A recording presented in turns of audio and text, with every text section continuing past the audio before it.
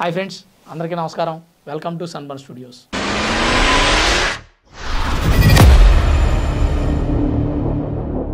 రెండు 2019 ఎలక్షన్స్కు ముందు మద్య నిషేధం చేస్తామంటూ అధికారంలోకి వచ్చిన జగన్మోహన్ రెడ్డి గారు 2019 తర్వాత ఆ మాట పూర్తిగా మర్చిపోయి సొంతంగా తానే మద్యం షాపులు పెట్టి మందు అమ్మారు. ఆ విషయం అందరూ చూశారు.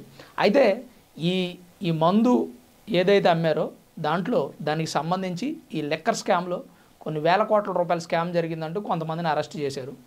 అయితే నిన్న జరిగిన విషయం ఏంటంటే, చెవిరెడ్డి భాస్కర్ రెడ్డికి సంబంధించినటువంటి ముఖ్య అనుచరులు ఇద్దరిని కూడా పోలీసులు అదుపులో తీసుకున్నారు. అసలు ఏం జరిగిందయ్యా అంటే, ఈ చెవిరెడ్డి భాస్కర్ రెడ్డికి సంబంధించినటువంటి ఈ అనుచరులు ఎవరైతే ఉన్నారో బాలాజీ యాదవ్, ఎద్దల నవీన్ అనే వ్యక్తులిద్దరూ ఆ లెక్కర్ స్కామ్ జరిగినప్పుడు ఈ డబ్బుని తీసుకెళ్లడం, నియోజకవర్గాలకు చేరవేయడం, వైసీపీ పార్టీ అనుచరులకు అందవేయడం, ఇలాంటి పనులు, ముఖ్యమైనటువంటి పనులు చేసేది వీళ్ళిద్దరే. ఈ కూటమి ప్రభుత్వం అధికారంలోకి వచ్చిన తర్వాత లెక్కర్ స్కామ్లో ఉన్న ఒక్కొక్కరిని అదుపులోకి తీసుకొని విచారిస్తూ జైల్లో పెట్టడం లాంటి కార్యక్రమాలు జరుగుతుంటే వీళ్ళిద్దరిని రాష్ట్రం దాటి పంపించేశారు. ఈ అనుచరులిద్దరిని. ఈ బాలాజీ యాదవ్, నవీన్ కుమార్ అనే ఇద్దరు వ్యక్తులు కూడా మధ్యప్రదేశ్లోని ఇండోర్కి వెళ్ళిపోయి అక్కడే ఉంటున్నారంట కొంతకాలంగా. ఈ ఇద్దరిని అసలు ఎలా పట్టుకున్నారు సిట్ అధికారులు? మరి అంత సీక్రెట్గా ఉన్న వీళ్ళిద్దరూ దొరికిపోవడానికి కారణాలు ఏంటంటే, కొంత డబ్బు ఇచ్చి వీళ్ళిద్దరిని మధ్యప్రదేశ్కి పంపిస్తే అక్కడ తిరుగుతూ ఉన్నారు. ఎలా తిరుగుతున్నారయ్యా అంటే, తిరగడం కూడా మామూలుగా కాదు, భక్తుల్లాగా దేవాలయాలకు వెళ్తున్నారు.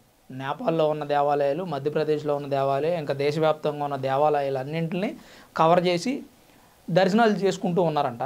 అయితే వీళ్ళు తిరుగుతున్న సందర్భంలో ఏదైతే వీళ్ళు ఈ వైసీపీ పార్టీ ఇచ్చినటువంటి ఖర్చులకు ఇచ్చిన డబ్బులు అయిపోయినాయి. ఆ డబ్బులు అయిపోగానే బాలాజీ యాదవ్ అనే వ్యక్తి వాళ్ళ నాన్నగారికి ఫోన్ చేశారంట. మరి వాళ్ళ తిరుపతితో ఏమో వాళ్ళ నాన్నగారికి ఫోన్ చేసి డబ్బులు అయిపోయినాయి, మరి మాకు కొంత డబ్బు కావాలని చెప్పి అడగడం జరిగింది.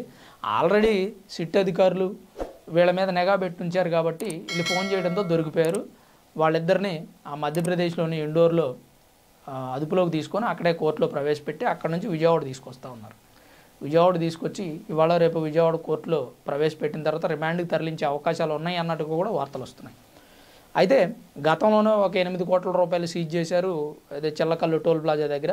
ఆ తర్వాత ఇప్పుడు రీసెంట్గా కూడా ఒక 30 కోట్ల రూపాయలు సీజ్ చేసినట్టుగా తెలుస్తుంది. అలాగే ఈ మధ్య స్కామ్లో ఉన్నటువంటి కొంతమంది వ్యక్తుల ఖాతాలు కూడా సీజ్ చేశారు. గవర్నమెంట్ దగ్గర పర్మిషన్ తీసుకొని ఈ లెక్కర్ స్కామ్లో ఉన్న వ్యక్తులు చాలామంది అకౌంట్లు కూడా సీజ్ చేశారు.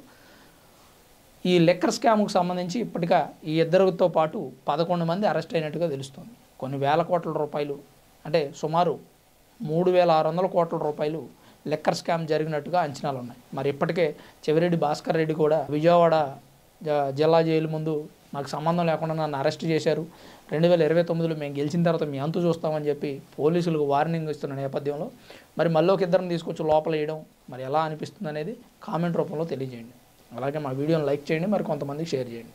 ఇప్పుడే మా సన్బర్న్ ఛానల్ చూస్తున్నట్టయితే మా ఛానల్ సబ్స్క్రైబ్ చేసుకోండి. మీరు చేసే సబ్స్క్రైబ్ మాకు కొంచెం మోటివేషన్గా ఉంటుంది. మరి కొత్త వీడియోలు వదలడానికి కూడా మాకు అదొక మోటివేషన్ లాగా ఉపయోగపడుతుంది. Thanks for watching this video. This is Ram signing off sunburn studios.